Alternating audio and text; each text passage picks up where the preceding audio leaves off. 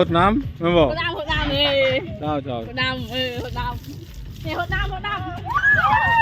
จัดแป๊บนึงโอ้ยควันนะเจ้าดีมีแห้งนะเจ้าจ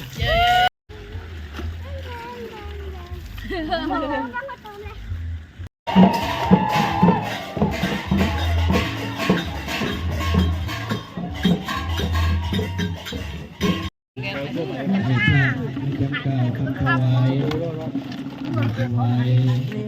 พระพุทธรูปเป็นแทนนอกสา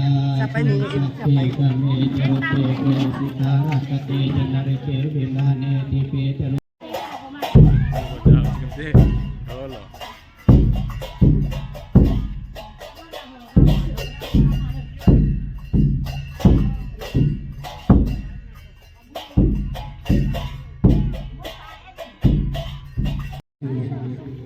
ก้อนทรายตูดพระธาตุทรายจะได้ถวายพระธาตุทรายสุปริตามงคลถือว่าเป็นพิธีสุดท้ายของบุญปีใหม่ในมื้อนี้เนาะมาห่วมกันนำพนมมือนำกันตากแดดพร้อมกันจังหน่อยหนึ่ง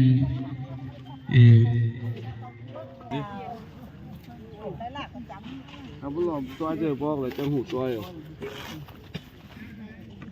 คนหนังนั่นนี่มือนี่พวกเขา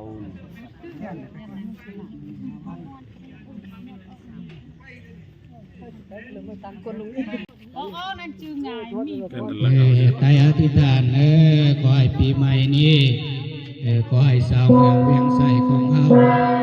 มีแต่ความสุขมีแต่ความเจริญให้ก่อให้เขียนให้เวียนให้กรรมมีแต่ความสุขความเจริญละข้างน้อยไปกันเลยเอาหรือยังสามของหัดหอของนี้จะแบบนี้เป็นบริกินทุกคนจะกินลายดูหัวเลยงานนั้นมานั่งนี้มาบอกนั่งนี้มาทางติปุสัญญามาอาลังสัมมาสัมพุทโธภะคะวาพุทธังภะคะวันตังอภิวาเทมิวาอิมินาสกาลิระตังธัมมังอภิปุสัญญามาสวากาโตภะคะวตาธัมโมธัมมังนัมสสามิ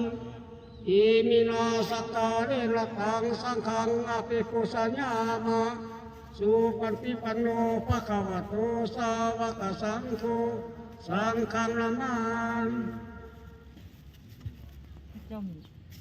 สัตถุนะโมตัสสะภะคะวะโตอะระหะโตสัมมาสัมพุทธัสสะนะโมตัสสะภะคะวะโตอะระหะโตพุทธัสสะนะโมตัสสะภะคะวะโตอะระหะโตสัมมาสัมพุทธัสสะ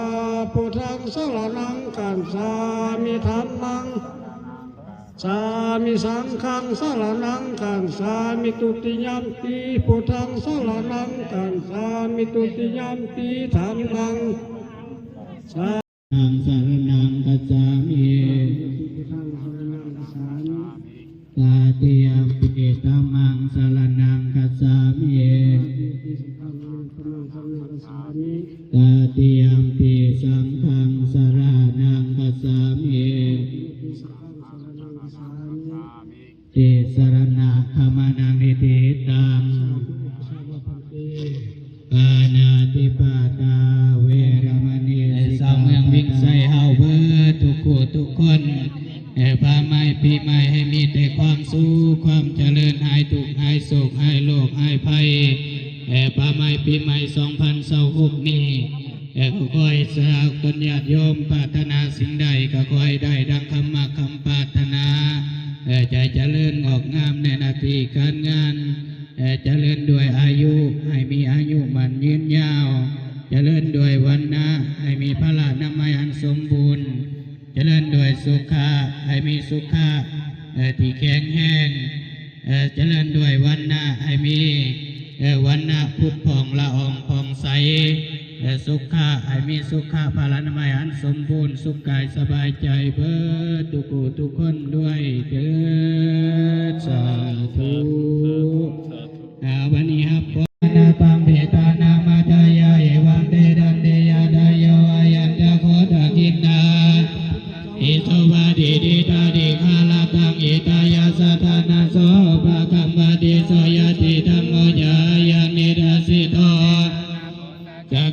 อุลาลาบาลัญญาภิกขุนามานุปาทินังตุมเมปุญญังบาโสตังอนาปากันติสาธุ